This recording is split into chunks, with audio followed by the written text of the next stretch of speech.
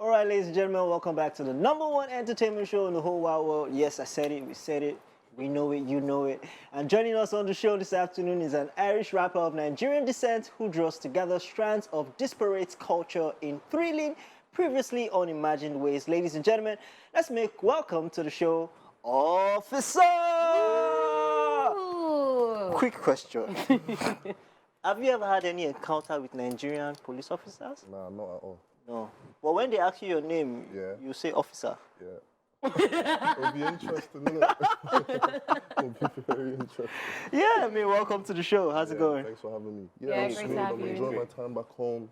It's been 21 years. I left here when I was 2. Oh. Yeah, so it's been 21 years and I'm happy to be home. And how has it been since you arrived? Yeah, obviously the heat is the main thing. And the way people drive here and stuff like that. But apart from that, nah, I'm loving it. It's sick. So do you ever see yourself driving in Lagos traffic? I'm more of a passenger boy, man. I don't like driving. But yeah, nah, I don't see myself driving still. All right, let's talk about you. I mean, you have, like you said, disparate, cultures and everything. Yeah. You have a mixture of grime. You have a mixture of, Nigerian. You have 3 cultures, right? Yeah. In your music. Let's talk about your music. Who is Officer and how did you come about your music? Yeah, so it was just random. Like, the way I got into music was weird. I used to play football a lot. And You still play? no, I don't play anymore. Injuries and stuff like that. Oh, okay. But yeah, like it was just Big question. Music money or football money? obviously football money is crazy. Go ahead, go ahead. Football money is broken now. But like, yeah, it was random. My boy, we got a beat, went into the studio and done it. And as time started to go, I'm from Ireland, so I wanted to put like an Irish swag to it, UK influence as well. And obviously I'm a Niger boy as well, so I had to put the Nigerian in it as well. I tend to like rap with Yoruba as well, so yeah, that's how it kind of came about. So how did the Chinese culture come in? I watch a lot of anime. I watch Naruto. Yeah. So I put that in as so, well. So talking about anime and Naruto, right? So you had a big break, especially through that the anime, and then you made songs, through that. So let's talk about that journey. How did the whole Naruto thing come? How did you get on that? How did you hop on that? And how did you feel afterwards? Yeah, like I said, I watch a lot of anime, Naruto in particular.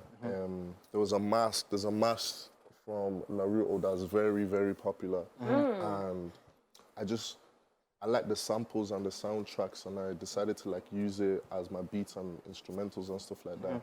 And with the mask, it just took off, and that was like my identity for a long time. Like whenever you see that mask, you're like, oh yeah, this is this guy kind of thing. And it kind of stuck with me, do you know? And I still have that mask with me. Unfortunately, I didn't bring it to Nigeria with me. But Then you will meet the real officers. Yeah. So let's talk about you working with your crew. Yeah. You guys made magic to the extent that you guys got into the top 40. Yeah, we did. And then you were on viral charts in over 20 countries in the world. How did that feel and how did you guys get there? And then after that, what was the push that made you continue making music on your own? Yeah, the way we done it that day was so random because I had 3 other freestyles to do that week, and I needed help from my boys. And on the way to the place, we had to write it. So I think the drive was like maybe 3 hours or something like that. So we were just writing, playing the beat for 3 hours.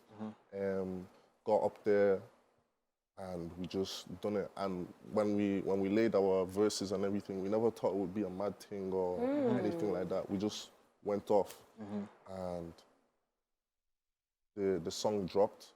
And I don't think it was like, so normally what we do when we get 1 million views, we pop champagne, something like that.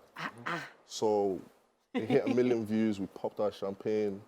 I remember another week, it hit like 5 million pop champagne. Then it was just going and going and going. Eventually we got tired. So it was just crazy. Like, it was mad. Great stuff. I mean, so Nigerian music, Afrobeat, as we call it, the umbrella, is massive right now on the international scene. You go into a club, you take a cab, anywhere you go, you hear Nigerian music.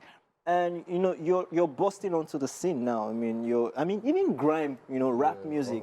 We have a certain following in Nigeria here. We're following Dave, we follow Stormzy, we follow all those guys. Yeah. But what's your plan? How do you want to mix it with Nigerian style of music? How do you want to propagate this? I feel like nobody has really, like, what I'm doing now, nobody has really, like, kind of, like, done it. Quote me if I'm wrong. Like, I'm rapping from an island, from a place called Ireland, UK, obviously the anime references as well, Yoruba, and just putting them all in one. So, yeah, it's like, I'm just pushing myself to see what I can do, really. Yeah. Okay. So let's talk about you being in Nigeria now. Yes, sir. You're in Nigeria. You're back to your roots. You've taken your roots out there, shown it to people over there, and now you're back to your roots. If you were going to work with 1 or 2 Nigerian artists, who would it be? Don't say Burna Boy.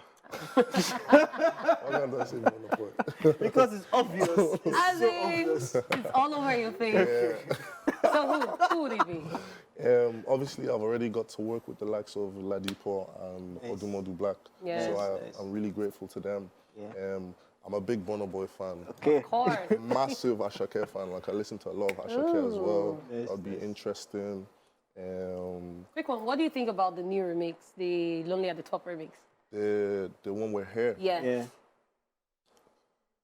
I haven't really gotten to take it in. I love that song a lot. So like, if you're coming to jump on that, you need to, you know. So I feel like I have to listen to it a few times. Okay. Do you know what I mean? Okay. Yeah, I like Wizkid as well. I feel like I'm being very like. Yeah. You know, like, there's a lot like I listen to a lot of Afrobeats. Like, there's a lot of people I'd love to work with. A lot. So where are you from here in Nigeria? What Where tribe? am I from? Yeah. Yeah, I'm Yoruba. You're Yoruba. Yeah. So how good is your Yoruba?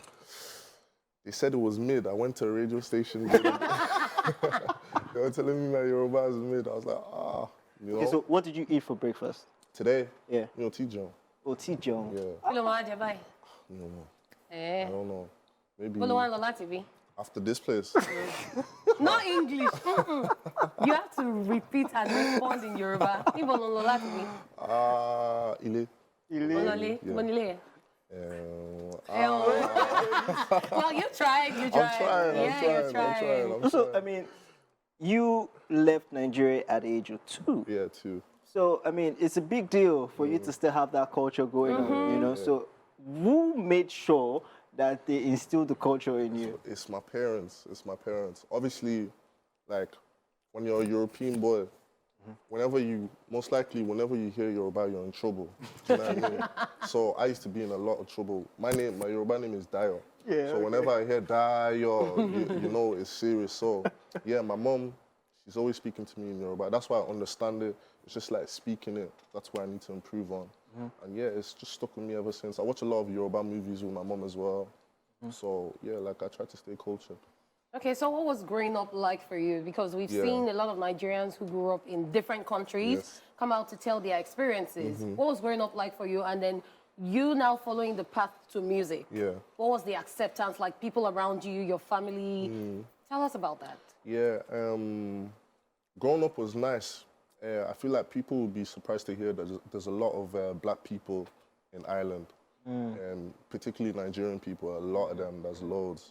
So, like, I never felt alone or anything like that.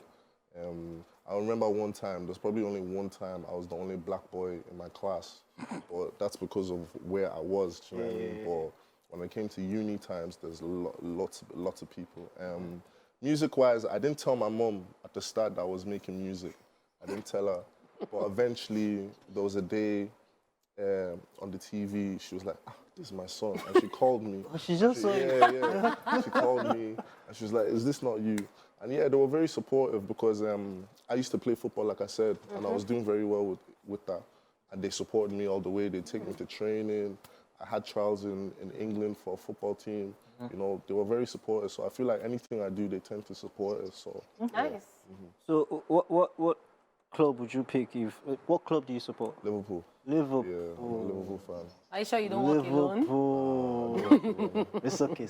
Yeah, you support? No, it's fine. So December is around the corner. What are your plans? Would you be in Nigeria for December or are you going back? And then what are your plans for December? Are you dropping any music, concerts, performance? So, like, right now, my part 2 to the Hokage tape is out. and it's a very like Afro kind of Afrocentric yeah, feel, yeah. Yeah. the modules on the nice. tape, yeah. So like, yeah, you guys should check that out.